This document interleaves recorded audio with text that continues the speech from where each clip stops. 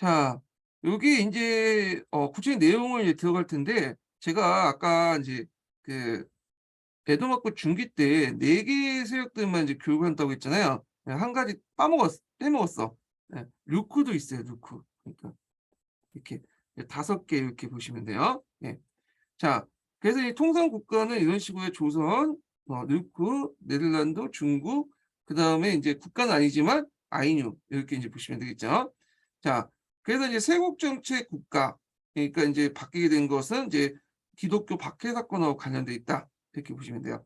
자, 그래서 이제 막권 체제가 이제 이 세국 정책을 유도했던 게 뭐냐면 이게 자연경제 체제를 유지하려고 했어요.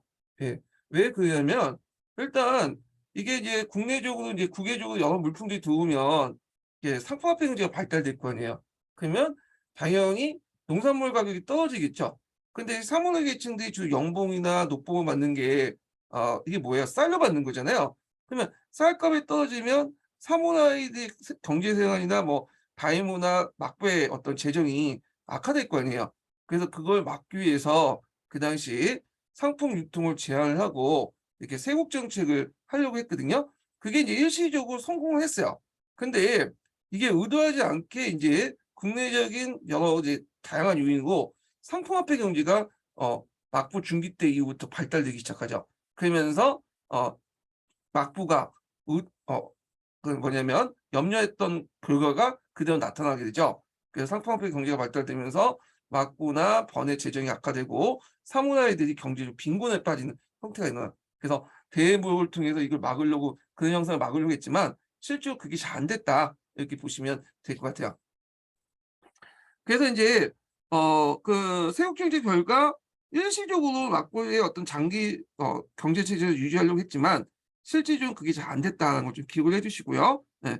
일시적이에요. 이거 일시적. 요거는 일시적이다. 이렇게 보시면 돼요. 자, 그다음에 인제 중국 무역부터 이제 볼게요.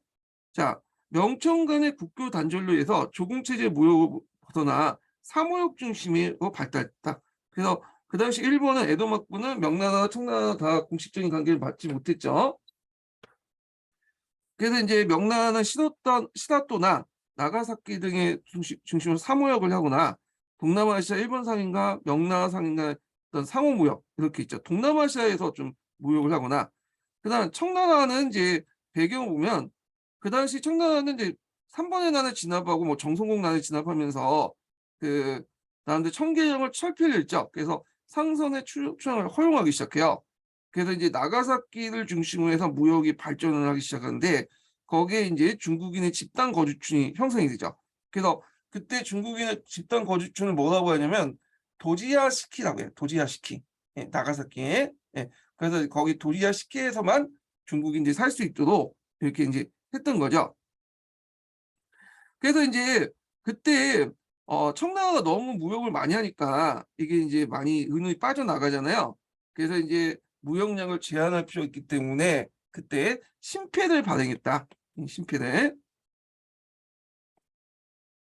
이 관련된 내용이 동아시아 교과서에도 나와요. 예. 그래서 여기 한번 읽어 볼게요. 자, 나가사키로 가는 청나상 선수가 급증하자 18세기 초 막고는 은의 과도한 유출을 막기 위해서 무역량을 제한하는 편, 은 대신 구리로 수출품을 급증하였다. 그 무역량 제한하는 편, 은 대신 구리로 수출품을 을 급증하였다. 수출품을 대신하였다. 이렇게 했죠. 급증에 대신하였다는데 청계를 해체된 이후에 남경성을 불렸던 청남 무역선은 나가사키 입항이 금지되면서 생사 등 수입 등의 은 유출을 급증하였다. 자, 독고마비 이들 상선수의 제한을 하기 위해 심폐라는 증명서를 발급하여 그 입항 예정 연도와 무역량의 허용량을 미리 정했다. 그래서 심폐를 소지하지 않는 상선은 입항할 수 없었다. 이 심폐 내용들 좀 기억을 해두시면 될 것 같아요. 예.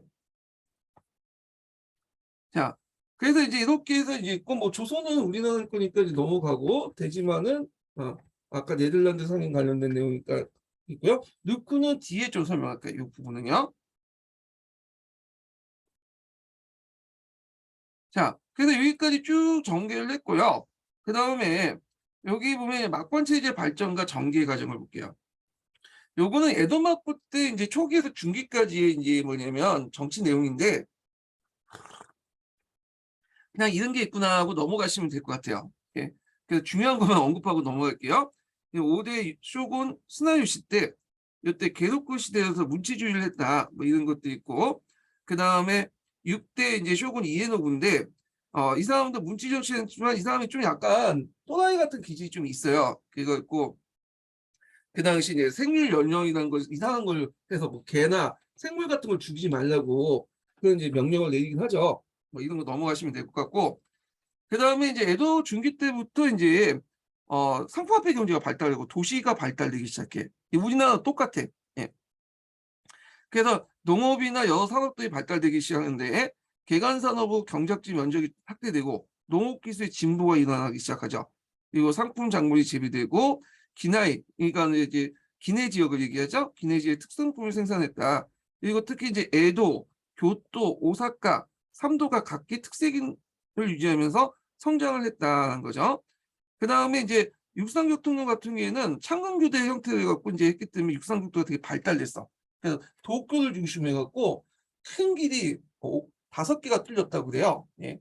그 있고 그 다음에 해상교통로도 발달됐다. 그래서 이제 교토나 오사카의 물자를 에도 운송을 하고 주로 쌀인데 특히 오사카가 이제 교통의 중심지면서도 또 무역의 중심이죠. 그래서 이제 그 교과서에 보면 오사카 상이 나와요. 우리나라 개성상인 경강상인가? 네, 경강상인 있고 그다음에 이제 명청시대 때 시주상인, 양주상인 이런 상인 집단이 나오거든요. 한번 읽어보세요. 그래서 이제 상품화폐 경제 발달로 무사들은 화폐가 필요했고 연공으로 수납된 쌀과 특산물의 화폐를 교환하지 않으면 안 되었다. 그래서 상품화폐 경제 발달로 어떤 현상이 일어나냐면 일단은 그 쌀값이 떨어져. 예, 공산품이나 이런 것들이 올라가고 사치 생활도 이제 늘어나기 시작하죠.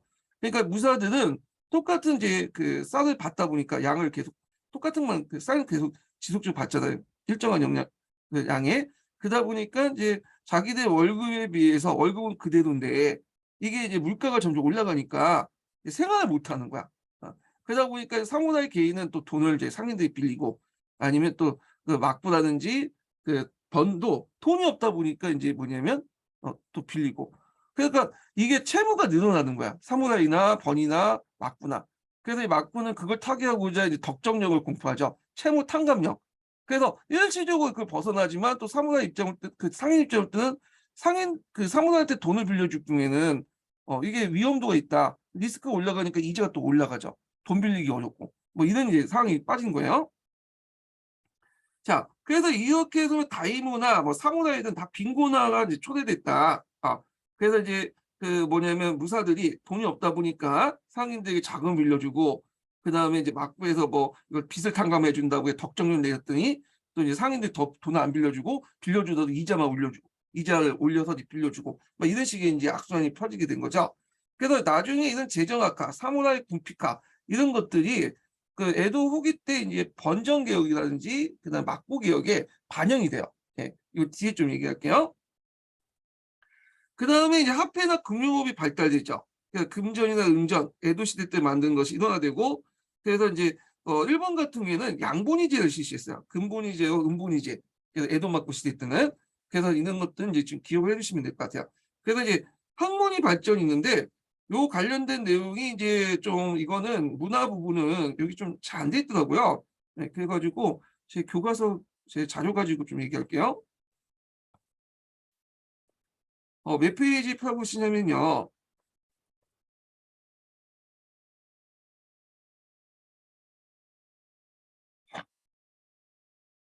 쭉 넘어가서 아, 그 말기 기억인데 이거 가기 전에 문화 부분 넘어가기 전에 요 누쿠왕국부터 좀 설명하고 넘어갈게요. 예, 이거요. 누쿠 관련된 내용이 동남아시아 아니 동남아시아한다. 동아시아 교과서에 많이 설명돼 있거든요. 그래갖고 한번 나올 것 같은 느낌이 들어. 예. 누쿠는 여러분들 알다시피 오키나와죠. 한자어 적으면 유구라고 하죠. 유구.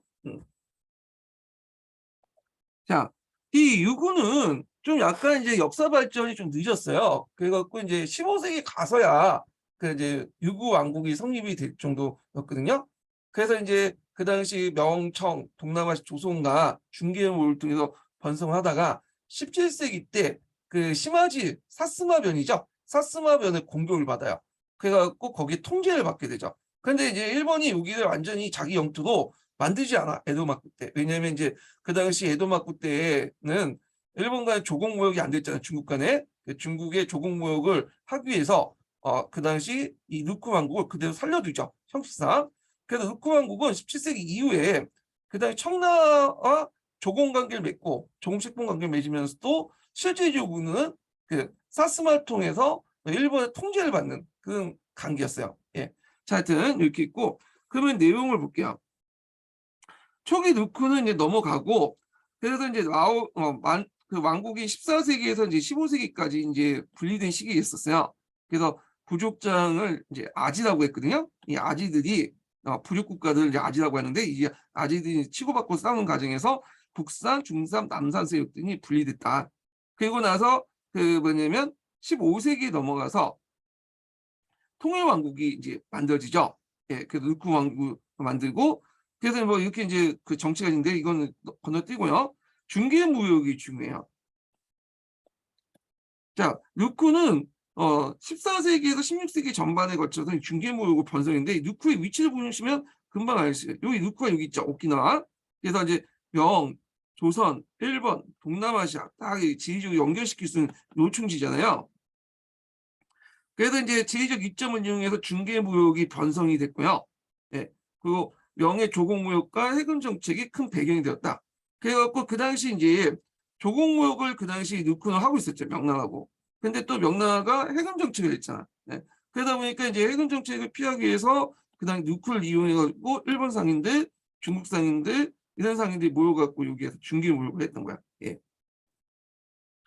그래서 이제 명에서는 도자기 생산을 구입해서 일본과 동남아시아 등지에 판매했고, 명과 조선의 류쿠산 쪽의 껍데기, 직물, 세가죽 유황, 일본산 칼, 부채, 구리, 동남아시아 상하, 주석 이런 것들이 수출됐다. 그래서 이제 세태기를 보면 명나라 후기 때에 그 당시 명나라 때 이제 왜구가 막 극성했는데 그러다 보니까 너무 심하게 하면 안 되겠다 해서 해군 정책을 좀 완화시켜. 그래서 이것 때문에 누쿠 세력들이 이제 뭐냐면 중개무역을 쇠퇴하기 시작해. 예. 그리고 이제 두 번째 요인은 이제 여긴 없는데 동남아시아가 이제 새로운 시장 중개무역 부각이 되죠. 그래서 동남아시아 가갖고 일본이나 중국 상인들이나 이 사람들이 이제 와서 또 여기 또 서양 상인들이 또 진출하잖아요. 그래서 스페인, 포르투갈 상인들과 교류를 하면서 하게 됐다. 그래서 이제 이때부터는 루크의 중개무역이 쇠퇴하기 시작했다. 그리고 나서 사스마편, 시마지시의 지배를 받게 돼요. 사마지보다 사스마인데. 그래서 이제 사스마의 지배를 받게 된다. 그래서 이제 중국의 조공무역 필요성 때문에 명목상 왕국을 유지하면서도 시조 사스마변, 사마지변을 통해서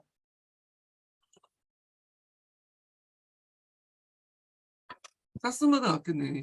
사마지라고 했는데 사스마가 사스마의 시마지시를 통해서 그 당시 일본의 통제를 받았고요. 에도마쿠를. 그리고 그 조공무역의 필요성 때문에 명목상 왕국을 유지했다. 그래서 이제 중국과 일본으로부터 동시에 이제 뭐냐면 통제를 받는 뭐냐면 양속 그 거기 속그 통제를 받는 그런 국가 형태가 됐죠. 그 이걸 양속 외교라고요. 그래서 그 당시 조공 관계를 유지하면서 그리고 막부가 그 사스마편을 통제하는 이런 양속 외교 관계가 지속됐다. 이렇게 기억을 해두시고, 자, 이런 양속 외교 관계는 나중에 이제 메이지 유신 후에 이제 루크 왕국을 폐하고 여기 오키나와 현을 설치하면서 끝나게 되죠. 그래서 이제 메이지 유신 이후에 누크변을 개편하고 그다음에 누크 왕국이 멸망을 하게 돼요. 그래서 여기에 오키나와 현을 설치하는데 이걸 뭐라고 하냐면 루크 처분이라고 해요. 루크 처분. 내용들 좀 기억을 해주시면 될 것 같아요. 자, 그래서 이렇게 있고 그다음에 뒤에 넘어서 참고로 루크 한자중은 유구가 되죠. 루구. 근데 우리가 대만도 있잖아요. 대만도 19세기 이전엔 유구라고 불렸어요. 유구. 한자변이 좀 달라요. 그래서 이제 왜 이렇게 지도 그 역사가 부독은 대만을 유구라고 표시한 거 있는데 이거 잘못된 거 아니냐 오키나와인데 그게 생각하시는 분도 있는데 대만도 한자에 유구라고 표시했다. 근데 우리가 대만이라고 하는 그 친구는 19세기 이후에 등장한 거야. 예, 그래서 헷갈리지 마시고 가끔 동계에 보면 그 동계 저자가 이걸 헷갈렸는지 그러니까 오키나와를 유구 이렇게 인식을 해갖고 대만도 그 당시 유구라고 해놨거든요. 예. 그러니까 대만에 있는 내용을 오키나와가 집어넣는 경우가 많다고. 읽다 보면 이 대만인데 오키나와 내용에 대만이 있어. 예. 그 동계 잘 읽어보시면 그 내용이 있어요. 예. 제가 동계 강의할 때 그거 오류 좀 시정했는데 예. 잠깐 착각해서 이렇게 집어넣은 것 같아. 오키나와도 그 당시 유구였고 대만도 유구였다. 다만 변이 달라요. 약간. 그래서 이제 그런 것도 있고 다시 넘어가서 다시 이제 아까 지금 했던 문화 부분을 이제 넘어갈게요.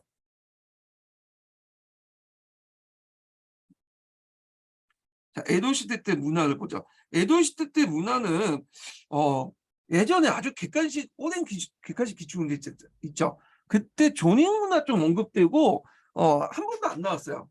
지금 나올 가능성도 거의 없긴 하는데 일단 모르니까 어떻게 될지 모르니까 얘기는 할게요. 자, 보통 이제 에도 시대 때 문화는 뭐 게이쪽 가네이 문화, 게노코 문화, 간세이 문화 이런 게 있는데 되게 이제 명나라 그 에도 시대 중기 때 들어가면 상품화폐 경제가 발달되면서 이게 이제 돈이 이제 많은 계층이 상인 계층이 아니라 존인 계층, 이 존인들이 문화를 주도하게 돼. 원래 문화 자체는 돈이 있어야 돼. 돈이. 그래서 경제적인 이제 뭐냐면 그 존인들이 문화를 주도하게 되는데 이게 이제 게로쿠 문화하고 간세이 문화예요. 예. 그래서 이제 이때 게로쿠 문화는 교토 오사카 지역의 유역 상인들 주도했고 간세이 문화는 에도에 있는 존인들이 주도했다. 그래서 게로쿠 문화는 현실주의, 합리주의 경향이 있고 이에 반해 간세이 문화는 통속적, 학력적, 합리적 경향이 있다. 그래서 문화가 또 서민에게 보급됐다. 이렇게 보시면 돼요. 그래서 뭐 여기 초창기 때 문화는 볼 거 없고 게로쿠 문화부터 볼게요. 게도쿠 문화 때 이제 내용을 보면 교토 오사카 지역의 유역상인의 무사들 중심으로 발달했고 유학이 발달됐다. 그래서 이제 유학을 보면 이제 크게 일본의 유학은 주작, 양명학, 고학 이렇게 이제 세 가지에 나눠볼 수 있거든요. 예. 주작이라는 거는 남성의 주의가 완성을 했죠. 그래서 봉건집의 이런 정당성을 했기 때문에 바쿠가 간학으로 발전시킨 게 주작이고요. 예. 주작도 크게 경학과 남학이 있어요.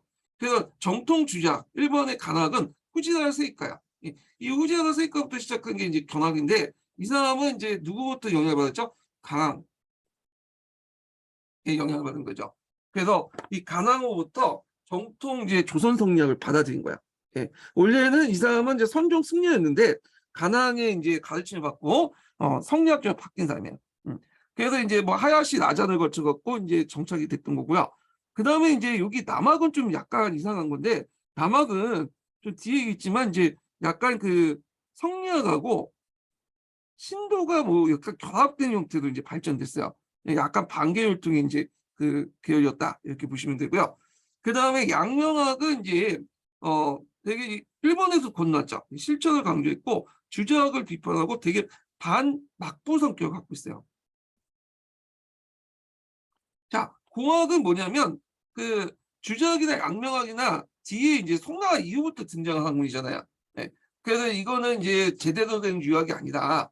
예전에 원시 유학으로 다시 돌아가자. 그러니까 성리학 이전의 유학으로. 그래서 이제 원시 유학 공자 맹자 할때 그 춘추 전국시대 때 유학으로 돌아가자. 그래서 이게 고학이야. 네. 그래서 이제 고학에서는 이제 오구쇼나이 같은 사람이 또 유명하죠. 이토 진사이나 이런 사람들이 있다. 이렇게 기억을 해주시고 보시면 되고요. 그러면 이제 내용을 보죠. 주작의 발달 보면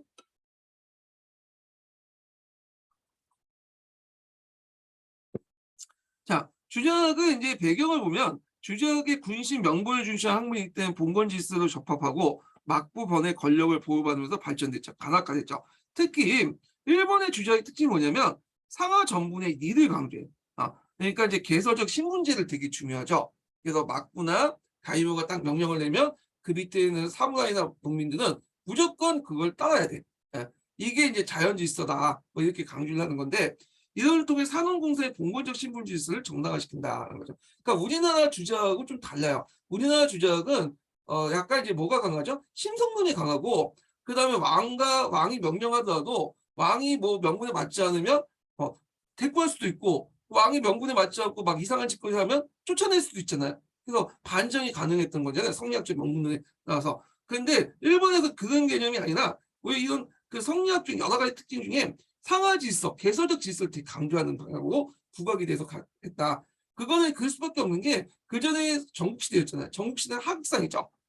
그러니까 이제 이걸 질서를 안정시키기 위해서 에도막부에서는 성리학을 도입해서 상하 질서의 어떤 정분을 딱 강화하면서 이게 자율적 질서고 이게 천리다. 이걸 지켜야 된다. 이런 식으로 해야지 그 사회가 안정화될 거 아니에요. 그러다 보니까 이 성리학을 이런 측면에서 되게 강조됐다. 그러니까 우리나라의 성리학과 좀 약간 다르다는 거죠. 이항의 사상을 도입했지만 자기식 때도 번져갖고 이제 받아들인 거죠. 예. 자, 그 다음에 앞에서 말해서 이제 신성론과 수양론보다는 사회적 질서, 안정, 상하 질서, 그러니까 아까 지금 뭐라고 하죠? 예. 상하 정분의 리를 강조했다. 계층적, 개서적인 사회관 이런 것들을 강조했다. 계층 간 개서적인 어떤 질서를 강조했다. 이렇게 보시면 될 것 같아요. 자, 그리고 이제 성리학이 경학과 낭학으로 분류됐다고 했죠. 경학이 정통 이제 그 간학화된 성리학인데 그 중에 이제 대표적인 후지아가 세이카야. 네. 우리나라 관련됐죠. 조선 성리학적 강학과 교양과 주작을 연구했고 주작을 성종에서 해방을 시켰다는 거. 예전에 성리학은 선종 밑에서 이제 깔짝깔짝 됐던 학문이었는데 독립시켰잖아. 그리고 사서오경 외훈을 강의했다. 사서외경에 일본 훈을 붙인 거야. 훈이라는 건 훈독이죠. 예전에 제가 은독하고 훈독을 얘기했죠. 일본에서 은독이 아니라 훈독을 해요. 그리고 이제 호리아 세이코의 제자가 누구냐? 하야시 나자냐는 사람이야. 그래서 이 사람부터 이제 본격적으로 그 뭐냐면 에도마코의 간학화 시키는데 큰 영향을 줬던 사람인데, 그래서 이제 그 성리학을 바탕으로 막부의 제도와 의례를 정비했고요. 그 다음에 군신 상하 간의 어떤 절대화, 상하 정부의 를 강조했다. 그래서 에도 막부의 인협적 기초와 명분을 제공했다. 이렇게 보시면 돼요. 그다음 남학의 대표적인 사람이 그 교과서에도 나와 있는 야마자키 안사이라는 사람이 있어요. 이 사람은 세이카 신도를 했어요. 세이카 신도는 성리학하고 약간 신도를 결합시키는 거야. 네. 그래서 나중에 종합론의 근거를 줬던 사람이거든요. 관심 있는 분들은 하야시 나잔이 있으니까 한번 읽어보시고요. 네. 네. 그 밑에 주가 이제 426번 있죠? 이거 한번 읽어보시고 하야시 나잔도 있으니까 한번 보세요. 네. 자, 근데 이제 문제는 이 성리학이 에도마코 지배인으로 채택됐지만 사회 전반적으로 확산되지 못했다. 제한적이었다는 거예요. 우리나라 같이 이제 뭐냐면 그 17세기 이후에 성리학 이념이 사회 말단까지 이제 전파되죠. 사회 윤리로서. 그러니까 일본은 그렇지 않았다는 거죠. 그냥 통치 이념으로서 그것 중에 이제 성리학 중에 상하 전분의 이 그러니까 개성적 신분제만 강조되는 방향으로 했다는 거죠. 이게 이제 좀 있다. 뭐 한계다보다는 특징을 보시면 될 것 같아요. 예. 자, 그 다음에 이제 있고, 그래서 이제 성리학은 종합 양위 사상이나 메이지 유신 때 청한 권력의 강화회복의 이념을 제공했고 남존 여비 사상을 강조시켰다. 이런 것도 있고, 그다음에 양명학을 보죠. 양명학은 지행합의를 강조하죠. 그러다 보니까 이게 입각해서 현시사를 비판하고 모순점을 개혁하는 혁신 사상이 내포되는데, 그다음에 요 양명학자 중에 반체제 학자들이 되게 많아요. 그래서 뒤에 이제 반란도 일으키고 이제 했던 사람도 있는데요. 예.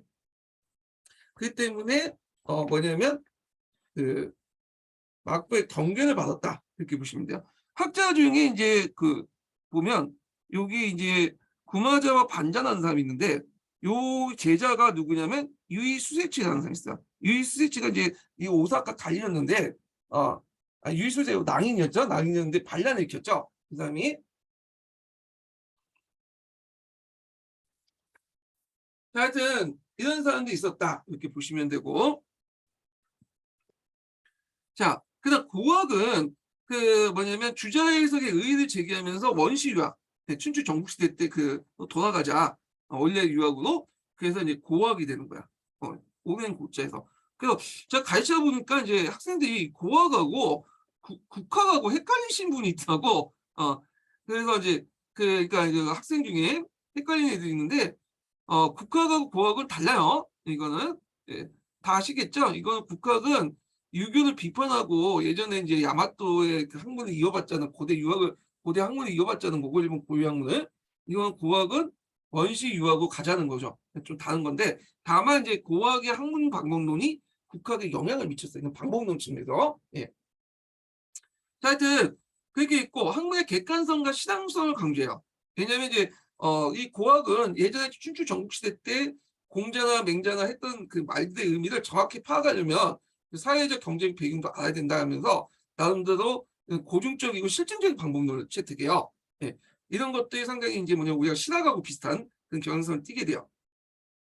그리고 정치와 사회 문제에 관심 있고 인간성을 존중했다. 그 중에 대표적인 고학자 중에 한 사람이 누구냐면 오구쇼달이라는 사람이 있어요. 예. 이게 이제 정약용도 노노고금주에서 이 사람을 소개를 하고 있고, 그 이제 정약용의 저서를 보면 오구쇼달에 대해서 많이 인용하고 있어요, 이 책에서. 그래서 이제 오구쇼달 정도만 기억을 해두시면 될 것 같아요. 예.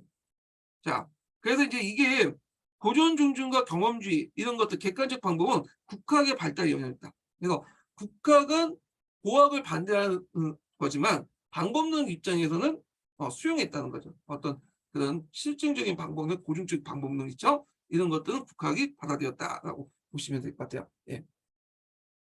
자, 그래서 이제 있고 불교는 볼 필요 없고요. 학문 같은 거 있고요. 학문 발달하면 역사학 같은 게 발전됐다는 거죠. 예. 그래서 뭐 여기 국조보감, 그다음에 대일본사, 그다음에 독서요인데 요 대일본사는 좀 기억을 해두세요. 이거 동아시아 교과서에 있더라고요. 예. 그래서 이 대일본사에서 이제 뭐냐면 일본 중심의 중화관을 펼쳤다. 예.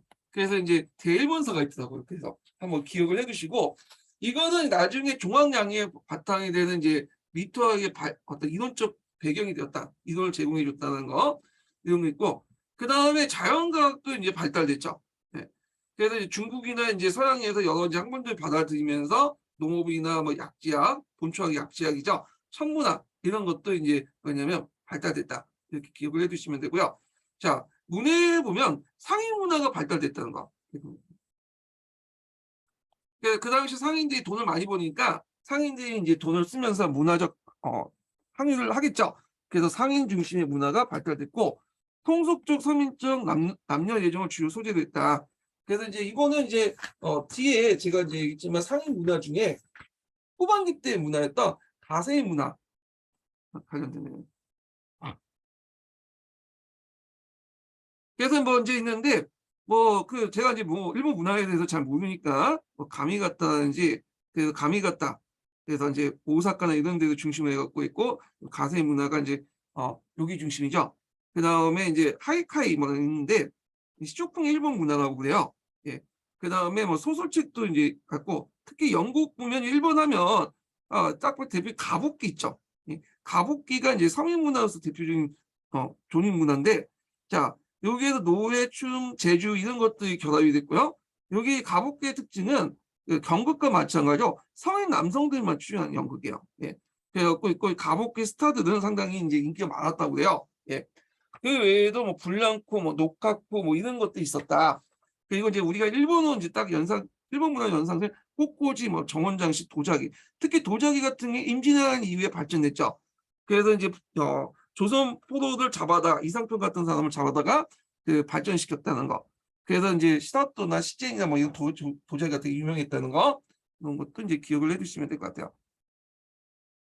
미술은 이제 쭉 보는데 이건 그냥 각자 읽어보시고, 여기 좀 눈여겨볼 게 뭐냐, 우키우에가 이제 유행했어.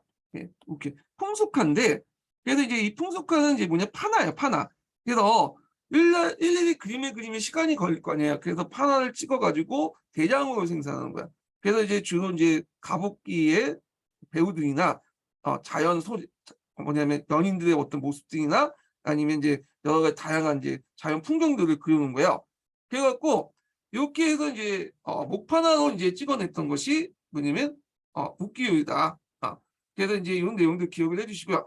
근데 이 우키요이가 나중에 영향을 주죠. 영향을 어디에? 일본에, 아니죠, 유럽에. 그 후기 인상파에 영향을 줬다고 하잖아요. 인상파에. 그래서 이제 도자기 수출하는데 거기에 우키요이가 이제 있는 걸 종이를 일종의 포장재 사용했는데 도자기에 관심 없고 포장재에 관심 있다고 해갖고 사실 포장재 더 관심 있었죠. 그래서 후기 인상학파, 인상주의, 후기 인상주의에 큰 영향을 줬다. 기억을 해주시면 될 것 같아요. 그 다음에 이제 이런 내용도 있고, 간세의 문화 같은 거 있고, 이 앞에서 이제 제가 정리를 좀 잘못된 건데, 여기가 간세의 문화 포함되는 거야? 여기 가세의 문화인데, 여기 가세의 문화 쪽으로 넘어야 되겠네요. 예. 자, 그래서 이제 게로크 문화에 비해서 이제 뭐 우승과 해악을 추구했다. 뭐 이런 내용도 있고, 그리고 에도의 중심이었다. 예, 이렇게 이제 보시면 돼요. 아, 제가 잘못해서 착각해서 얘기했어. 다시 설명할게요. 게로크 문화가 이제 잠깐만요. 이게 저도 할 건데 게로크가 오사카고 중요한 건 아니에요. 예, 중요한 건 아니고 게로크가 오사카고 간세이가 에도야. 예, 착각했어. 예, 그리고 여기는 이제 그 요쪽 내용은 여기 내용은 가세이 문화고요. 여기 가세이 문화 쪽으로 이렇게 좀 수정해 주시면 될 것 같아요. 그래서 가세이 문화 이거는 에도 막부 에도 시대 때 상인들 중심으로 했던 문화고요. 자, 그 다음에 이제 교육기회가 확대돼서 공립과 사립기관이 설치되고요. 특히 이제 서민교육기관으로서 대학교화가 됐어요. 대학교화 좀 외워두세요. 요거 동아시아 교과서에 있는 내용이야. 이 동아시아 교과서. 보통 이 조선시대 때 뭐냐면 서당하고 비슷하다고 보시면 돼요. 근데 좀 약간 이제 그 특징이 뭐냐면 여자도 그 당시 교육을 시켰어요. 여자 대학교화도 있어요. 남자 대학교화도 있고. 예. 그래서 이제 있는데 주 서민 교육기관으로서 시용 위주의 교육을 실시했고 초보중 읽기, 쓰기, 산수를 가르쳤던 사설 교육이다. 그래서 그 전국의 사찰 중심을 건립했다. 대학교화 있고 그 다음에 종합양육을 바탕한 미토학이 등장했다는 거죠. 미토학.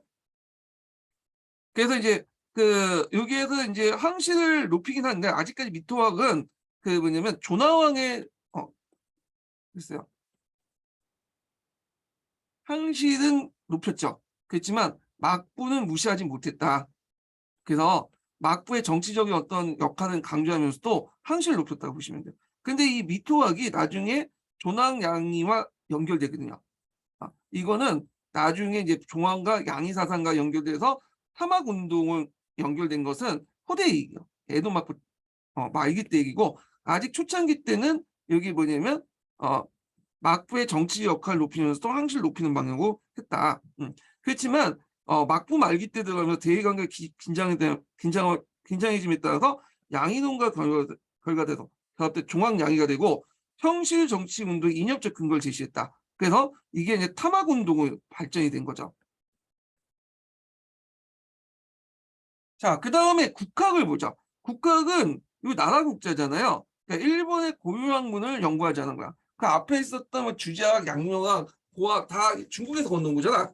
그래서 이런 것들 이제 뭐냐면 비판하면서 일본 고유학문을 연구하자는 것이 이제 국학이야. 그 지향점이 어디냐면 이제 그 야마토 정복, 그러니까 고대 일본 고대 그 시대 있죠. 거기를 지향을 하면서 연구를 했다. 그래서 이제 이게 이제 그 신토사상과 일본사 연구에 자극을 시켰다고 그래요. 그래서 이제 외대 세상의 영향을 받기 이전에 고대인들의 야마토 정신을 돌아갈 걸 주장하고 평화판 국수주의 경향이 있다. 그래서 이제 고대 일본의 모습을 그대로 이행하는데 특히 고대 야마토는 청황제를 강조했죠. 자연스레 청황제 강조 사상과 연결되죠. 그래서 이제 뭐 여러 사상가들이 있는데 그 중에 이제 눈여볼 게 이제 보통 노리나가라는 사람이에요. 이 사람이 이제 국학을 대성했던 사람이거든요. 이 사람은 원래 소아과 의사인데 이제 뭐냐면 그 일본석이나 만역지나 이런 것을 읽고 이제 그 고학에 빠졌던 사람이야. 그래서 이 사람이 이제 뭘 주장을 했냐면 그 당시 이제 겐지 모노가타리라는 그 일본 고대 소설이 있어요. 거기에 보고 모노노 아에다 이런 걸 강조해. 이 모노노 아에다가 뭐냐면 그 뭐냐 일본 정신이야. 일본 야마토 정신이야. 야마토 정신. 그 야마토 정신을 상당히 강조했다. 뭐 야마토의 정신, 야마토의 혼 이런 것들을 이제 강조해요. 그래서 중국 사상을 버리고 야마토 정신으로 돌아가자. 그리고 고전 연구를 하면서 고사학이나 이런 것들 이제 뭐냐 주에 고사기 읽으면서 고사기에 줄을 붙이고 고사기 전을 이제 뭐냐면 편찬하고 이런 것들 딱 이렇게 기억을 해두시면 돼요. 그래서 이제 이 국학자들은 주로 고사기, 만엽집, 그다음 일본서기 이런 것들 연구해요. 그 속에서 고대의 어떤 야마토 정신을 발굴하려고 했던 사람들이다. 이렇게 보시면 되고, 자, 그래서 이제 이렇게 있고, 그 다음에 이제 이 노리나가 제자들이 활동을 쭉 있는데, 특히 이제 이 노리나가 제자들 활동을 통해서 종합양이골이나 나중에 메이지 유신의 국가 신도 사상을 영향을 줬다. 이렇게 보시면 돼요. 자, 그럼 난학을 보죠. 난학을 양학이라고 하죠.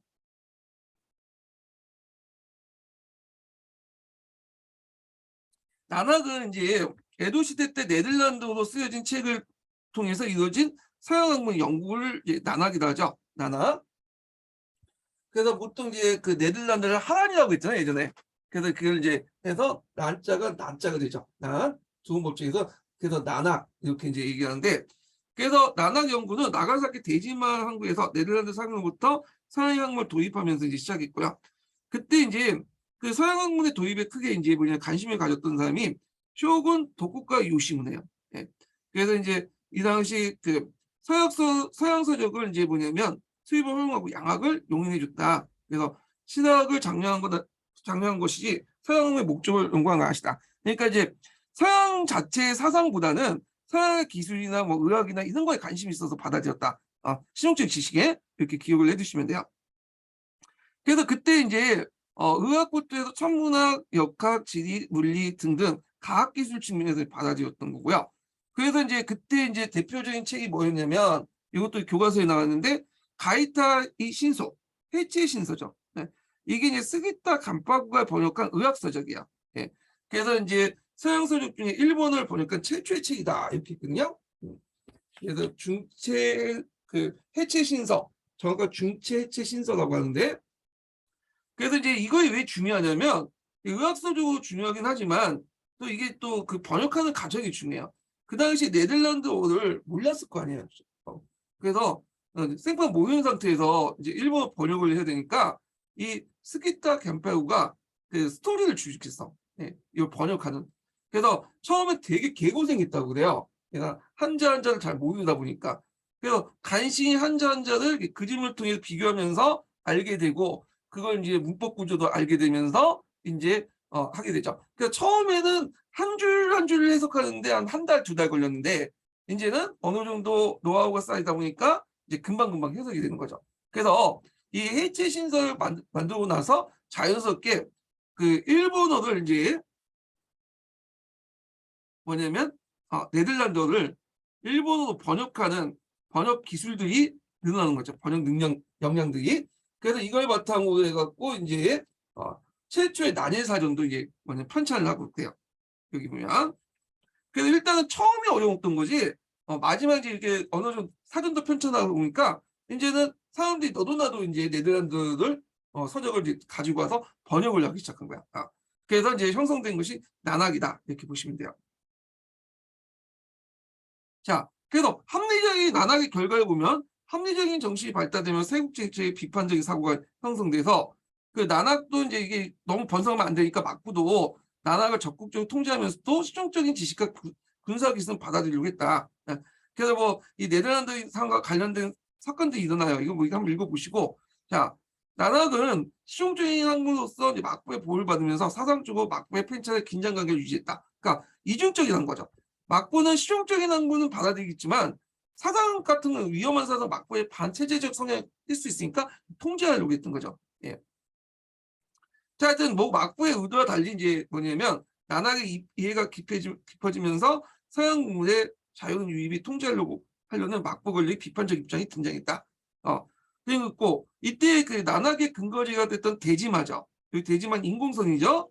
그래서 여기에 딱 지키고 있다가 사람을 통제하고 여기에서만 이제 사람들이 살 수 있어요. 네덜란드 사람들이. 그래서 여기에 일본 상인들이 이제 들어와서 무역을 하고 이런 것들. 그래서 여기가 이제 난학의 근거지였다. 이렇게 기억을 해두시면 돼요. 자, 그래서 이제 있고 뭐 웃기는 한번 읽어보시고 일본 인상파, 후기 인상파 카드에 큰 영향을 줬다는 거. 네. 그래서 이제 문화 부분은 한번 이렇게 해서 쭉 했고요.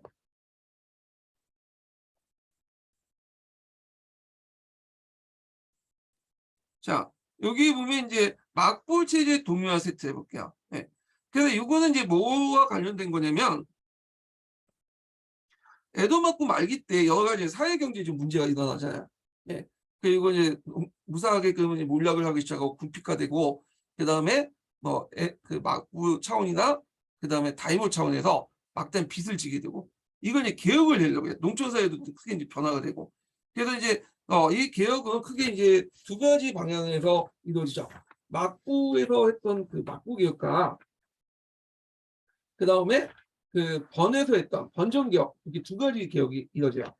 그래서 이거 관련돼 갖고 예전에 한번 기출문제 나왔던 거기 때문에 시험 문제에 나올 가능성이 있어. 막부 개혁하고 번정 개혁. 그래서 이제 있는데 요 내용이 있긴 한데 이게 좀 약간 이제 어 그 부족한 부분이 많아 가지고 여기 있거든요. 그래서 요거는 막 그 보충자로 좀 넘어갈게요. 보충자로 좀 잘 돼 있어 갖고 보충자료 몇 페이지 펴보시면요.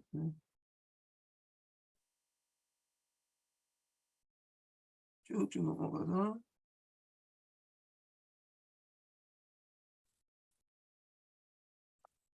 131페이지 펴보세요. 아, 일단 130페이지 펴보세요. 130페이지. 자, 막부가 이제 먼저 막부 개혁부터 볼게요. 막부 개혁은 크게 이제 세 번에 거쳐서 이루어지죠. 네. 그래서 여기 뭐 고우 개혁도 있고 그다음 간세 개혁, 그다음 덴보 개혁 이렇게 이제 있는데 그래서 이제 이 중간에 단음화 정치도 있어요. 이건 막 개혁이라고 좀 그런데 약간 그 종전의 이제 어떤 교우 개혁과 다른 성격의 모습인데 이건 뒤에 좀 얘기하고요. 예. 그래서 이제 3대 개혁 있는데 예. 요 3대 개혁 그중에 마지막 개혁이었던 덴포 첨보 개혁이 나왔죠. 네. 그래서 이제 번정 개혁과 이제 비교해서 이제 시험에 나왔는데 한번 나올 때 됐어요. 예전에 객관식 기출 때 나왔기 때문에 또 중요하고 한번 나올 부분이에요. 이 부분이. 자, 그럼 막번 체제 동요를 볼게요. 에도 막번이 말기 때 들어가면 무사계층의 경제적 몰락이 가속화됐다. 그래서 화폐 경제 학사가 무사계층이 궁핍화되죠. 쌀려 봤는데 일정을 쌓아봤는데 쌀값이 떨어지고 물가가 올라가다 보니까 궁핍화 현상이 가속화되고 그래서 그걸 이제 부족분을 이제 상인들에게 빌리게 돼. 다이모든 막부든 하여튼 사무라이든 그러다 보니까 이제 이렇게 채무가 증가되고 그다음에 농촌사회가 동요가 되죠. 화폐 경제가 농촌에 침투하면서 농촌 구조를 변화시키고 가혹한 연공 수침, 만성적인 기근과 혼잡. 요때 뭐 하산이 폭발되고 그것 때문에 이제 기근이 일어나고 인구가 좀 약간 감소하고 그래요. 그다음에 상급 수입 고리 대급 등 소작인의 전락, 농민층의 분화 계층이 분화가 가속됐다 등 있고 그다음에 이제 18세기 때 상파비 경제가 발달되면서 상인 계층이 부각되고 무사 계층 경쟁 몰락이 부각이 됐다는 거. 그리고 각 막부와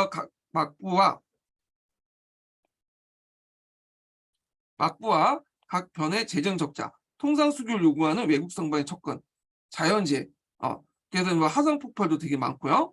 그리고 기근도 이뤄지고 농민과 도시민의 폭동 이런 것도 있었다. 그래서 이제 막부 개혁의 이제 방향에 대해서 좀 볼게요. 막부 개혁은 그 교육 개혁, 단오마 시대 개혁이 있는데 이건 좀 약간 성향이 당연한데 간세이 덴보 이렇게 하죠. 3대 개혁이라고 하죠. 그래서 이게 이제 막부 개혁은 좀 복고적인 개혁이에요. 예전에 자연 경제 형태로 돌아가는 그런 개혁을 원했던 거죠. 그래서 상부화폐 경제 반영을 수용하지 않고 농민 생활 안정과 막부의 봉건 체제 인정 및 강화, 중농 억성 정책, 무사 외채 그 채무 탕감. 그래서 무사 이게 외채가 아니라 채무 탕감이죠. 네. 자연 경제 복귀를 추구했다. 복고적인 개혁이었다 이렇게 보시면 돼요. 결과적으로 실패했죠. 근데 이게 동시에 이제 번진 기업도 이제 행해지죠. 그래서 뭐 사스마, 그다음에 조슈, 사가번 이런 기업도 이제 대개는 도자마변이에요. 도자마변은 이제 앞에서 언급한 것처럼 이제 그 일본의 권력 구도에서 좀 벗어나는 그 외곽 지역에 있었던 번이죠. 그래서 이런 이제 번들은 막부 개혁이 예전에 자연경제를 복귀하려는 어떤 복구적 개혁인데 반해서 얘네들은 상품화폐 경제를 반영하고 근대적 문물 수용하고 또 상인 계층도 적극적 포섭을 했어요. 네. 결과적으로 변진 개혁은 성공했죠. 그래서 이 막부 개혁과 번진 개혁을 서로 비교할 필요가 있어요. 여기 비교해서 이제 분석을 할 필요가 있다는 거. 자, 그러면 이제 막부 말기에 이제 그 하층민들의 봉기를 볼게요. 학규슈 읽기가 있어. 네. 읽기 중에 학규슈라는 건 뭐냐면 이게 백성이라고 되어 있는데 우리가 일반 백성 이렇게 생각하시면 안 돼요. 이 학규슈라는 것은 그 당시 이제 그 농촌 사회에서 나름대로 토지를 가지고 있는 일정한 토지를 갖고 있는 그 자연농민층, 중소지주층, 약간 이제 분홍이라고 보시면 돼요. 그래서 이 사람들이 이제 하도 먹고 말 살기가 어려우니까 뭐 시장 경제 확대되고 그다음 혼잡과 기근이 발생되고 그러니까 연공 감면을 주장하면서 익혔어요. 여러 번 익혔죠. 이건 이제 뭐냐면 학교식 읽기다. 그래서 막부가 농민의 기반이 됐던 그 계층을 학교식으로 봤는데 얘네들이 이제 뭐냐면 봉기를 한 거야. 우리 또한 중상층이 봉기했다. 이렇게 보시면 되죠. 그 다음에 이제 도시 하층민도 폭동을 일으켜요. 계속된 기근의 영향으로 미국가가 폭등되고 그다음 미국 상인들이 미국을 매점 매수를 하게 되죠. 그래서 이제 도시 하층민들이 폭동을 일으켰다. 에도에서 시작해서 전국 주요 도시도 확산되는 경우도 있었다는 거. 네. 쌀 때문에 일어났죠. 그러니까 19세기 때 그 쌀 폭동하고 연결돼서 좀 보시면 돼요. 그래서 이제 여기 서브노트에 그 관련된 내용이 여기 있는데 뭐 학교쇼 읽기 있고 아까 이제 도시에서 이제 일어난 대규모 에도막고 때 일어난 그 뭐냐면 우치쿠 와시가 있어요. 요거는 도시 빈민들이 일으켰거든요. 그래서 막부의 어떤 그 고미가 정책. 왜냐하면 무사생활을 보장하기 위해서는 미가 쌀값을 높여야 되잖아요. 그래서 거기에다가 고대기근을 거쳐가지고 매점 매수간 상인이 나타나니까 도시 빈민이 쌀폭동을 일으켰다. 그 쌀값 인하를 요구하면서 그 조카마치 같은 쌀 도매상을 습격하고 거기에 도시의 중하층 서민들이 중심 이끼 세력이 미국산과 고리대금자를 공격을 하고 그래서 이제 뭐 이렇게 있는데 거기에다가 이제 19세기 때 이거는 약간 18세기 초반 때 19세기 때 또 오사카에서 헤이아츠도 난이 났어요. 이난 이게 뒤에도 이제 다시 했는데 헤이아츠는 이제 이 사람이 이제 오사카 그 하극관리 출신이거든요. 네. 양명학자고 그래서 이제 이 사람이 이제 난을 일으킨 거야. 그러니까 이제 이게 막부에서 큰 충격을 받게 된 거야. 아니 예전에 난등 같은 경우에는 이제 그 막부와 상관없는 그런 농민들이나 도시민들이 일으켰거든. 근데 이제 이 헤이아츠 난은 불력 하루 만에 진압되긴 했지만 그 오사카 하극관리면 사무라이 계층들이 주도해서 일어난 거잖아요. 그러니까 심각한 타격을 받고 그게 이제 나중에 덴포 개혁의 어떤 배경이 되기도 해요. 하여튼 이런 이제 뭐냐면 하쿠슈이키나 우치코와시 같은 민중 봉기들이 있었다. 이렇게 보시면 될 것 같아요. 자, 그 다음에 이제 먼저 막부의 그 초기 개혁을 볼게요. 첫 번째 개혁, 교우 개혁이죠. 교우 개혁은 이제 누가 일으켰냐면 도코카 요시무네라는 사람이 일으켰어요. 이거 교과서에서 지금 교과서는 없지만 09년 개정 교과서에서는 그 당시 이제 한중일 그 뭐냐면 성군들 막 언급하면서 그 당시 이제 그 중국에는 권룡제가 있었고 강희제인가요? 강희제가 있었고 그 다음에 우리나라에서는 조선후기 때 정조가 있고 그 다음에 일본은 도쿠가 요시무네 세 사람을 이렇게 딱 성군을 이렇게 묘사를 했더라고요. 이 사람이 이제 번개 그 도쿠가 요시무네는 일본 본가 출신이 아니에요. 고상계 출신이죠. 반계 출신이에요. 예. 그러다 보니까 이제 권력 기반이 좀 약할 수밖에 없겠죠. 그래서 그 자신의 그 개혁을 통해서 자신의 권력 기반과 정통성을 또 확보하려고 했던 그런 사람들이죠. 그래서 이제 있고 이 사람은 쌀을 되게 강조하기 때문에 쌀군주라고 또 불렸어요. 네. 거의 이제 30년 동안 이제 통치를 했던 사람인데 자 도쿠가 요시무네는 도쿠가 이에야스의 정치를 이상으로 삼았다. 그러니까 이제 뭐 그 상품화폐 경제를 적극적으로 수용한 것보다는 예전에 도쿠가 이에야스가 꿈꿨던 어떤 상품 그 농촌 경제, 자연 경제 이런 것들을 이제 바탕으로 경제 개혁을 하려고 했다는 거죠. 자 배경을 보면 상품화폐 경제의 진전과 문화의 발달 통해서 전반적으로 재정을 악화시켰죠. 막부의 재정을 악화시키고 사무라이도 몰락을 하고, 그래서 이제 강력한 쇼군의 권력을 불화시키고요. 건전한 재정 재건, 그러니까 이에야스 시대에 복귀시켰다. 그래서 정치 개혁을 했는데 여기에서 소바요니 제도를 폐지하고 이렇게 됐거든요.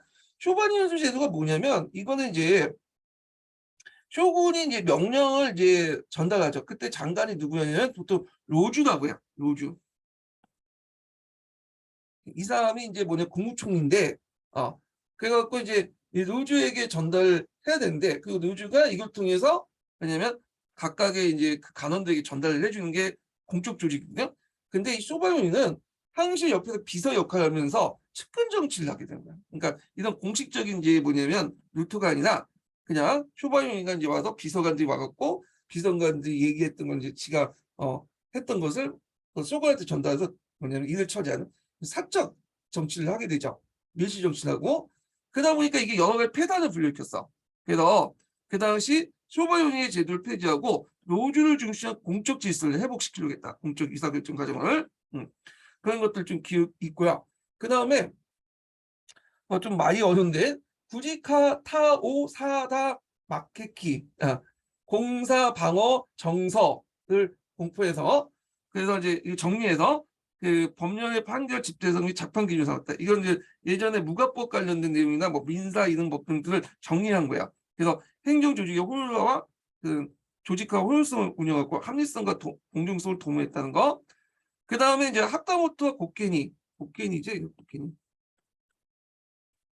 그 무예를 장려. 왜냐하면 오랫동안 평화기에 있다 보니까 이제는 칼싸움을 할 필요 없잖아. 그러다 보니까 이제 여러 가지 문제점이 일어났죠. 그래서 얘네들이 이제 좀 군사훈련 좀 해라 그렇게 이제 했던 거고. 그다음에 감량령을 통해서 불만과 욕구상을 억제했다. 여기서 이 사람들이 이제 지향한 게 이제 농촌 경제를 복귀하는 거잖아. 상품화폐 경제가 복귀가 아니라.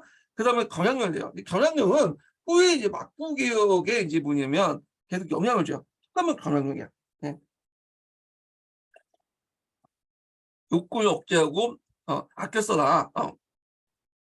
이런 뜻이죠. 그다음 메아스 바코를 넣어서 이제 투성음이죠. 그래서 이 투성음을 통해서 이제 뭐냐면 그 민중의 애로사항이나 건의사항을 파악하고 정책에 반영했다는 거. 그래서 투서 내용을 반영해서 빈민구제 시설 양생소를 설치하고요. 그 다음에 여기 보면 다시다케 제도가 있어요. 이 목적은 재정 부담의 증가를 억제하고 가문에 상관없이 능력 있는 인재를 등용한다 이렇게 했거든요. 그 내용을 보면 무사가 간직을 재정하는 기간에 한해서 지책에 대한 복록과 무사가 원래 지급받은 곡구닥과 차액만 지급하는 이게 무슨 말이냐면 그 당시 이제 에도마쿠는 맥구 이제 중앙정부에서 이제 일을 하는 거나 하여튼 중앙간직이 있는 사람들은 누구나 다 되는 게 아니에요. 대개 보면 가문 세습직이야.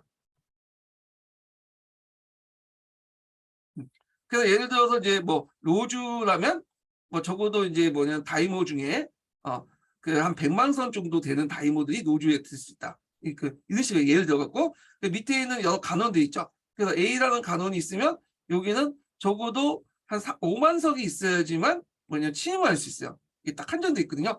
왜 그러냐면 그 당시 그 다이모들 그러니까 관리를 취임하는 사람들 되게 보면 이게 이제 일종의 의무예요. 얘네 다이모들의 사무라이들 의무야. 그러니까 얘네들한테는 봉급을 지급하지 않아요. 그리고 거기에 이제 그 관리에 대한 역이 있죠. 이것도 역이기 때문에 관리에 든 그 단청 운영비나 이런 것들은 다 사무라이들이 그 다이모들이 되는 거야. 그러니까 그 경제적 능력이 있다 보니까 주요 간직에 따라서 이제 뭐냐면 낮은 간직에 따라서 이제 주요 간직은 약간 이제 고코다가 높은 사무라이들 다이모도 임명하고 낮은 간직은 좀 비용이 덜게 드는 그 적게 드는 이제 낮은 간직 임명하겠죠. 근데 이제 노조 임명하려니까 이제 그 저쪽에 있는 하급 무사, 하급 다이모들이 나 뭐 하다못도나 이런 사람도 있을 거 아니야. 이런 사람들이 이제 돈이 없거나 그 다음에 이제 지급할 수 있는 이제 뭐냐면 경제적 역량이 안 돼. 그럴 경우에는 그거 무시하고 여기 뭐냐면 노조에 임명을 해버린 거야. 그리고 노조에 필요한 그 자금들을 에도마코에서 지급하고 심지어는 생각하기 어렵다. 하급 사무라이 같은 경우는 생각하기 어렵잖아요. 그러면 무사들에게 이제 뭐냐 돈을 지급하고 뭐 이런 식으로 이제 하는 거야. 그래갖고 이런 식으로 해서 이제 곡고닥과 상관없이 그 뭐냐면 인재들을 등용하고 그다음에 인재들을 등용하면서 이제 그들에게 이제 뭐냐면 세금 여러 가지 이제 뭐 혜택도 주면서 이렇게 등용했다 이렇게 기억을 해주시면 돼요.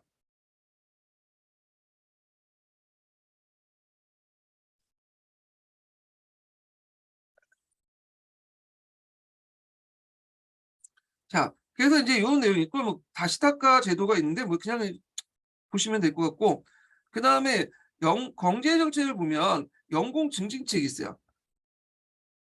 정명법하고 경건법이 있는데 정명법은 이제 수학여에 관계없이 일정한 양의 연공을 수취하는 거고 경고법은 매년 수학여의 포류를 조사해서 그의 연공 정책을 이제 확정을 했던 건데 그래서 이제 그게 논쟁이 있었는데 결국에는 이제 어떤 식으로 했냐면 정명법이 더 유리하다 해갖고 이걸 채택했죠. 수학여에 관계없이 일정 양의 연공을 수취해야지만 어느 정도 이제 그 가격을 이제 예산을 선집을 할 때 큰 도움이 되잖아요. 예. 그래서 이제 이런 것들을 했고 그 다음에 이제 아이타시 스마시동 예. 이거는 이제 금전 이체 소송을 금지시킨 거야. 그러니까 돈을 빌리고 이제 뭐냐 돈 안 갚으면 막부에 쭉 갈려가서 이제 뭐냐면 우리 좀 해결하려고 했는데 민사소송이죠 일종의. 근데 우리는 이거 못하겠다. 그러니까 너네들 그 빌린 사람하고 빌려준 사람하고 알아서 하는 문제다. 그러다 보니까 이제 사무라이 계층들이 돈을 빌려놓고 배차하시고 나오면 상인 계층들이 호소를 할 데가 없는 거야. 그래서 결국에는 상인 계층들이 반발로 폐지됐어요. 이 제도는. 그 다음에 이제 아게메이 제도는 뭐냐면 막부의 재정을 확충하기 위해서 다임노드에게 현상비를 부과하고 상기곤따위를 완화시켜주는 제도다. 그래갖고 이제 그 상기곤따위를 안 하는 대신에 다시 쌀을 갖다 바치도록 하는 거예요. 예. 근데 이거는 이제 뭐 좀 해서 하다가 이제 1730년에 좀 폐지했고요. 그 다음에 이제 미가 정책을 보면 도미가 정책을 실시했어요. 그래서 이제 저미가를 계속하면 사무라이나 다이모들이 이제 타격을 받으니까 고미가 정책을 했다. 네. 그래서 이제 이 고미가 정책을 실시해서 했는데 이런 정책들은 연공액 증가로 이어져 농민들 불만을 불러일으켰다. 그래서 이 사람은 쌀에 상당히 집착을 했거든요. 쌀에 진심인 사람이에요. 네. 그래서 쌀군주라고 또 부르죠. 이 사람은요. 기타는 경제가치 개발이나 상품작물 재배 그런 것들을 했다 등등 있고 그 다음에 교육 문화 정책에서는 이제 대학교에서 유교 교육을 실시하거나 그 다음에 이제 서양 학문 같은 거 이제 서적을 할 때 수입 허용하고 그 번역할 때 지원해주거나 그 다음에 그 당시 에도의 소방 조직이나 방화 시설 목조 건물이 많다 보니까 그런 것들 내고 그다음 극빈자에 위한 시도산 그 시설인 양생소를 설치했다. 자 의의한 게 보면 막부 통치의 영향을 발휘하고 사회기관 확립에 강력한 행정조직을 정비했고요. 막부의 개혁 모델을 제시해줬다. 이렇게 보시면 될 것 같아요. 자, 그 다음에 이제 막부 개혁으로 당시 사회의 문제를 해결할 수 없었고, 그렇지만 농민의 도시 봉급 개혁 정책에 동요했다. 그래서 그 교육 개혁은 나름대로 막부에서 처음으로 개혁을 시도했다는 의미가 있고, 후에 이제 행해진 그 막부 개혁의 어떤 모델 역할을 해요. 예. 그 간세 개혁이나 덴보 개혁에 영향을 줬는데, 자, 그래서 이제 이런 것들에 영향을 줬다는 거, 예, 좀 기억을 해주시고, 그렇지만 이런 복구적 개혁 가지고는 그 당시 사회 문제를 해결할 수 없겠죠. 예. 그래서 이제 하여튼 그 실패했다 이거 보시면 돼요. 그다음에 다뉴마 시대를 볼게요. 작가 이제 그 간세 개혁 넘어가기 전에 다뉴마라는 사람이 실권을 장악했어요. 예. 이 사람은 이제 측근이죠. 예. 그다음 구대 이제 그 누구야? 쇼군이 등장했는데 이름을 까먹었는데 구대 쇼군이 등장할 때 측근이 이 다뉴마라는 사람이야. 네. 그래서 이 사람이 노주에 취임하면서 20년 동안 막정을 이제 정치를 했는데 이 사람의 개혁은 좀 약간 특이해요. 그 앞에 이제 그 교육개혁이나 뒤에 간세개혁과 달리 상품화폐 경제의 발달을 적극적으로 이용해서 추진하려고 했던 거예요. 네. 그래서 조세 증진 정책의 한계를 인식하고 교육개혁을 인식하고 개혁이 상업자본을 적극적으로 이용을 하려고 했다. 그래서 대개 보면 상업자본 상인들을 이용해 갖고 개혁을 추구하려고 했다는 거죠. 그리고 무역도 좀 규제도 완화하고 그런 것들을 했다는 거죠. 자, 그래서 이제 결과를 보면 상인들의 사회적 인정을 받고 풍속 통제 완화하고 무사가 조직 문화에 동화됐다. 오히려 또 빈부격차 심화 및 부정부가 만연됐다. 그래서 이거 뭐 개혁이라고 볼 수는 없지만 일단 다누모 시대 때도 나름대로 그 다누모 오키스크라는 그 측근이 뭐냐면 로즈에 침입해서 개혁을 했다. 네. 그렇지만 막부 개혁하고는 좀 약간 다른 방향에서 개혁했다. 이렇게 보시면 될 것 같아요. 네. 그리고 이제 이 사람이 실각했던 이제 배경 중에 하나가 그게 뭐냐면 이게 이제 동아시아 교과서에서 나오는데 아시마산이라는 그 산에 대폭발, 하산 폭발이 있어요.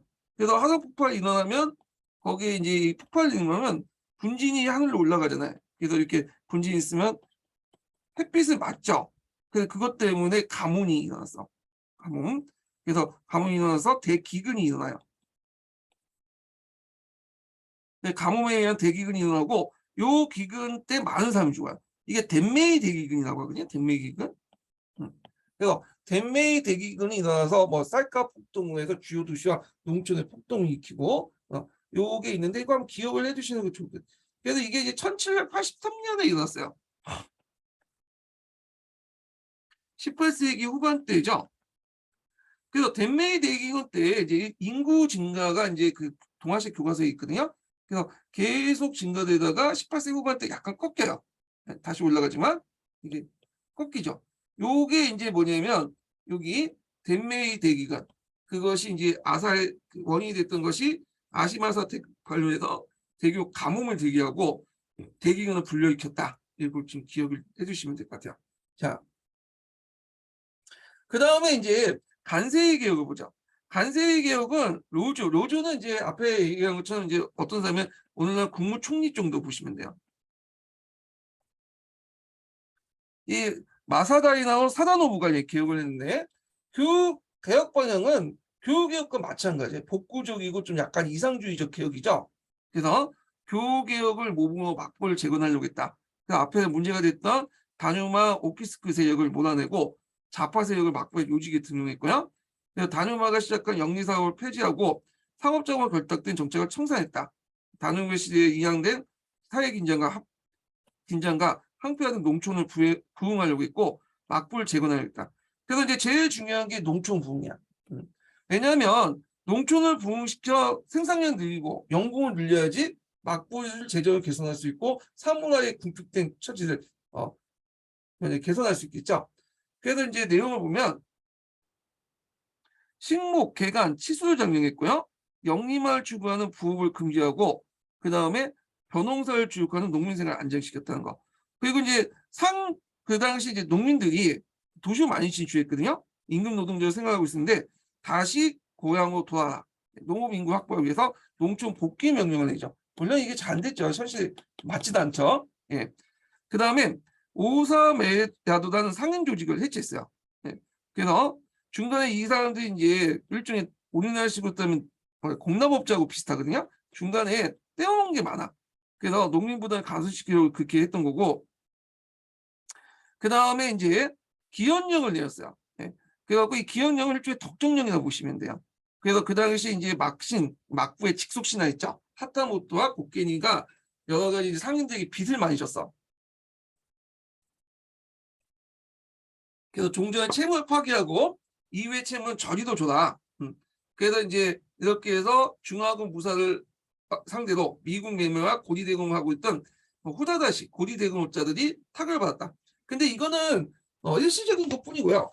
일단 이렇게 탕감을 하고 막 강제로 빚을 이제 탕감을 시켜버리면 이 후다다시가 이제 돈을 얘네들이 잘 안 빌려주겠죠. 당연히 빌려주면 떼어먹을 수 있으니까. 그리고 또 빌려줘도 위험도를 감안해서 리스크를 감안해서 고리도 더 떼어주겠죠. 그러다 보니까 이제 하다못해 곡괭이 경제난이 더 어렵게 됐어요. 예, 하여튼 그 다음에 이제 사회정책으로 칠부금 적법을 만들어서 칠부급정법을 만들어서 마취에 소요된 비용을 전학벌 7분의 1을 애도의 정해소에 설립하고 빈민구제로 하는 거고요. 그 다음 기근에 이제 대비하기 위해서 사창, 의창 같은 것들을 만들었고, 그 다음에 사회 갱생신소를 만들었고요. 예. 문화를 보면 사상 통제를 하는데 유학 중 주장만 전학을 삼고 다른 학문을 다 이해하고 이제 규정을 했죠. 예. 이런 내용도 있고, 그다음 일상생활의 사상과 통제했다. 애도성의 예산을 3분의 2도 격감하고 조정 정비도 격감하고 경향용. 항상 이 공통적 경향용이야. 뭔가 쥐어짜면 뭔가 잘 되는 것처럼 얘기해요. 지금 정부도 좀 그렇죠. 뭔가 쥐어짜면 뭔가 된 것처럼 이렇게 하는데 하여튼 이거는 이제 뭐 보기는 좋지. 근데 실질적으로 큰 효과는 없어요. 경영 같은 거. 자, 태폐적인 풍속을 담속했다. 사창가나 남녀호역, 그다음에 혼역, 오색적인 출판물 금지했다. 언론을 통제했다. 근데 이건 제대로 되진 않겠죠. 자, 그다음 난학을 후원하고 서양 서적을 수집하고 기관 설립했다. 이런 것들. 그런데 결과는 막부의 권위를 일시적으로 해보겠지만 민중들의 반발을 불러일으켰고요. 결국에는 그 당시 이제 그 쇼군이었던 이에나가 대입하면서 개혁자 출신이었던 사다노부가 퇴진하면서 끝나게 됐죠. 그래서 한계는 복구적이고 반동적인 개혁에 불과했고 그 당시 화폐 경제에 대응하지 못했다. 이죠. 예. 자, 그 다음에 이제 오코쇼 시대라고 하는데 오코쇼는 뭐냐면 상황 정치 시대라고 보시면 돼요. 그 당시 독국가 이에나리가 그 당시 이제 쇼군지를 아들에게 이제 물려주고 오코쇼 그러니까 이제 그 에도에 좀 약간 있는 위성도시 좀 있어요. 오코쇼에 틀어박혀서 거기에서 정치를 하는 거야. 상황 정치를 하는 거죠. 이 오코쇼 시대라고 하는데 이 오코쇼 통치 형태는 이 독국가 이에나리만 했던 게 아니에요. 그 이제 시조가 이제 그 독국가 이에야스부터 출발하거든요. 그래서 독국가 이에야스가 이제 자기 아들이었던 독국가 시데타탄가 이대 그 쇼군한테 물려주고 자기들 물려넣어서 오쿠쇼에 물려넣어서 거기에서 통치를 한 적이 있어. 잠깐 해서 금방 끝나지만 근데 이 시대는 오쿠쇼 시대는 아예 장기적인 통치를 하게 돼요. 50년 동안. 그래서 상황 정치를 하게 된다는 거죠. 그래서 앞에서 얘기했지만 이게 왜 오쿠쇼 같은 상황 정치를 하냐? 쇼군이라는 시기는 여러 가지 제도적으로 이제 뭐 견제도 있고 절차도 밟아야 되고 눈도 있잖아. 근데 오쿠쇼에 물려갖고 상황 정치를 하면 그 눈으로부터 절차로부터 뭐냐면 사회적 비판에서 벗어날 수 있는 거야. 그래서 그러다 보니까 이제 권한은 있는데 책임을 안 지는 그런 구조가 되는 거죠. 그러다 보니까 이제 지 멋대로 해먹을 수 있는 거죠. 그러다 보니까 이제 뭐 뇌물 정치도 해가지고 여러 가지 부정부패도 많고 그러다 보니까 이제 곳곳에 농민 입기들이 일어나고 있는데 그때 이제 일어났던 대표적인 난이 오시오의 난이에요. 앞에서 언급했던. 그래서 오쿠쇼 시대의 정치 분패와 이제 치안 문란, 식료품 가격급 등 통작으로 기내 지역의 미국 부족 형사, 그 이국선 주전 등등 이렇게 해서 이제 막부의 정직 관료였던 오시오 헤이오츠가 그 당시 그 난을 일으켰어요. 그래서 이제 결국 한번에 진압을 했지만 그 뭐냐면 이게 막부에게 큰 타격을 주죠. 이 사람이 이제 뭐냐면 막부의 정직 관리면서도 그 다음에 또 사무라이 출신이 아니야. 지배층이 일으킨 거냐. 그래서 이제 이런 것들이 타격이 나중에 덴포 개혁의 어떤 배경이 되었다. 이렇게 보시면 될 것 같아요. 예. 자, 그래서 이제 막부 이제 마지막 개혁이 덴포 개혁이죠. 덴포 개혁. 요거 예전에 기출문제 나왔죠. 또 나올 수 있으니까 요거는 좀 눈여겨보시면 될 것 같아요. 요거는요. 예. 요거 하기 전에 두 번째 인증번호 알려드릴게요.